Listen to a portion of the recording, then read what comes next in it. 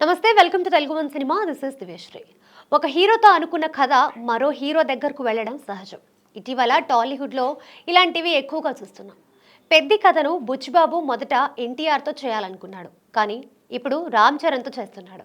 అలాగే అల్లు అర్జున్తో త్రివిక్రమ్ ప్లాన్ చేసిన mythological film NTR చేతిలోకి వెళ్ళిపోయింది.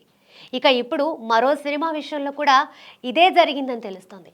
దర్శకుడు శౌర్యం ఎన్టీఆర్తో చేయాలనుకున్న కథ ఇప్పుడు నాని దగ్గరకు వెళ్ళినట్లుగా సమాచారం.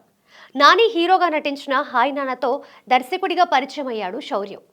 వైరా ఎంటర్టైన్మెంట్స్ నిర్మించిన ఈ ఫిలిం గుడ్ మూవీ 2023 డిసెంబర్లో విడుదలై మంచి విజయాన్ని అందుకుంది. ఈ సినిమా తర్వాత శౌర్యం ఏకంగా ఎన్టీఆర్ను డైరెక్ట్ చేసే అవకాశం దక్కించుకున్నాడని వార్తలొచ్చాయి. శౌర్యం చెప్పిన కథ ఎన్టీఆర్కి బాగా నచ్చినప్పటికీ ఇప్పటికే స్టార్ డైరెక్టర్స్తో తన లైనప్ నిండిపోవడంతో చివరికి ఎన్టీఆర్ డ్రాప్ అయ్యాడని వినికిడి.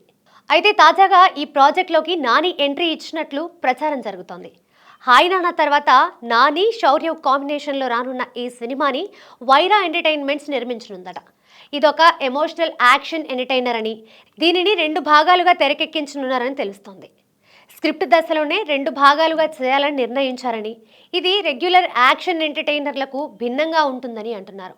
త్వరలోనే అధికార ప్రకటన కూడా రానుందని చెబుతున్నారు.